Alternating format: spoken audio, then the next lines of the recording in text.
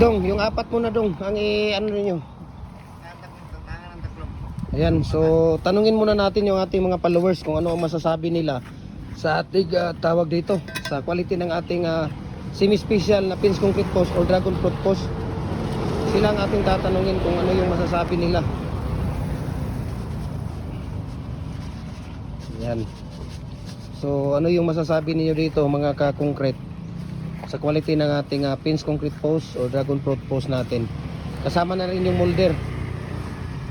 Ano Jopre, ano yung masasabi mo Jopre sa ating concrete post? Ha? Tigas ba? Ikaw Rickson, ano masasabi mo sa gawa ninyo na pins concrete post? Matigas pag matuyo sa masubra. Ha? Pag matuyuan sa masubra, matigas na. Matigas kung sobrang tuyo? Oo. Sobrang tigas ba? Mas matigas pa sa'yo? Ha? Rickson? Mas matigas pa daw sa kanya. Walang hiya to. Grabe naman yun. So we can ship nationwide, Luzon, Visayas, Mindanao sa mga molder natin. Adjustable lahat itong molder natin. Mayroon tayong fix, mayroon tayong adjustable, no? So pwede ka na gumawa ng 3 feet dyan, 4 feet, 5 feet, 6 feet, 7 feet, hanggang 8 feet. Yung molder natin dahil adjustable po siya. Ayan o, mayroon siyang kasamang pang-condemn. Usually ang ano natin, standard size ng ating molder ay 4x4 by 8 feet. But we can customize according sa needs ninyo. Kung gusto niyo ng 4.5 by 4.5, pwede 5x5, 5.5 by 5.5 or 6x6, walang problema po, no? At madali lang siyang ilagay yung ating mating art, no? Ibig sabihin yung bakal na nilalagay natin sa loob ng ating concrete post or pins concrete post natin or dragon fruit post natin. So tatlo ang bakal na nilalagay natin sa loob. Ayan, kung makikita ninyo, tatlo po yan, no? No, kadalasan kasi dito sa amin, dalawa ang mga bakal na ginagawa nila. So mas maganda talaga ang tatlo na bakal. Tapos 8mm ang ginagamit namin dito na rebar standard at saka number 16 na tie wire ang mga ginagamit namin. Mabilis lang din siyang ikabit. Ayan, oh, mabilis mo lang din siyang ilagay. Makikita ninyo. Ayan. So kitang-kita nyo naman kung gaano kaganda, no? Ayan, kabilis. So maraming salamat po, no? Tingin tayo doon sa ating tingin tayo doon sa ating mga maliliit na molder. Papakita ko sa inyo para may idea kayo sa mga maliliit na molder, no? Nagpapadala tayo through GNT Express or GNT Home, no? Papakita ko sa inyo 'yon. Dong, haplasan mo yan dong, ha? Yun, no, yung dalawa. Kanina dahil nag-ano siya. Papakita ko sa inyo doon para makita ninyo. Ayan.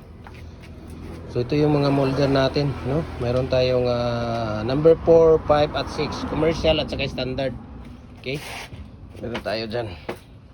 Mga commercial at saka standard natin na mga molder. Ayan, sa baba, mga decorative yan. Ayan, kung makikita ninyo, ayan, decorative dito. Tapos mayroong mga bricks, ayan yung dalawahan ng mga bricks ng mga maliliit. Yan po ang mga bricks molder natin. So dapat, pag mayroong concrete products, dapat kumpleto ka sa mga design, no? Para one-stop shop lang yung customer natin, hindi yung tawag dito mayroon ka lang isang design, mayroon kang walang pagpipilian yung customer. Kahit ikaw naman ngayon ang bibili, di ba? Mas maganda talaga yung marami kang pipilian. Kaya sa amin dito, lahat ng design, no, lahat ng mga fast moving na mga design kinukuha namin, no? Kinukuha ko. At ito na nga yung mga molder na mga puro fast moving yan. Ayan, mayroon tayong muhon doon. Mga bricks, ayan, zigzag na bricks, donut, ayan, may paypay, hexagon, S, ayan yung S, bar, octagon, number 8, ayan 8, tapos L bricks molder at saka yung candy molder natin. Sa mga decorative, ayan, diamond nandoon. So marami, no, marami tayo dito. Kung makikita ninyo, marami tayo dito. Ayan, sa hollow blocks natin, mayroon tayong 3.5 by 7 inches, no, ang taas niya. Marami kasi dito ay kadalasan yung tawag dito, ginagamit ito sa mga division, no? Pang division sa kwarto, no? Yung iba kasi pwede naghahanap din ng 7 inches. Kadalasan kasi dito 8 inches. Yes, 8 inches ang haba ng ating hollow block. 7 and 3/4, no? Kulang-kulang 8 inches siya.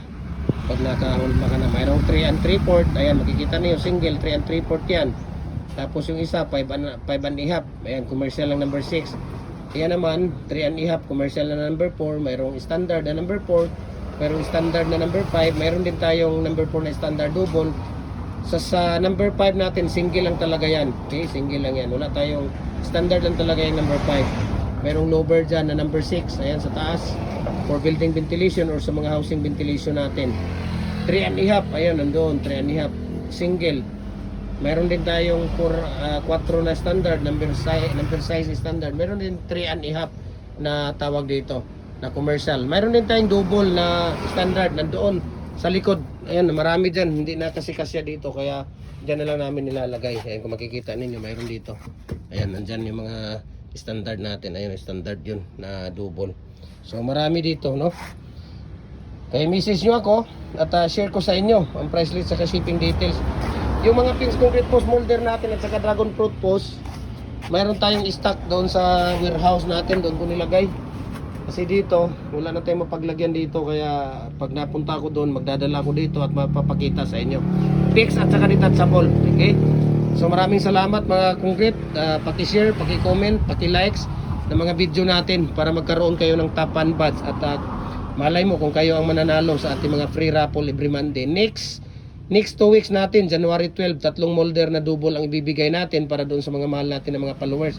Yung may mga top 1 badge po. Okay? So God bless and mabuhay po tayong lahat.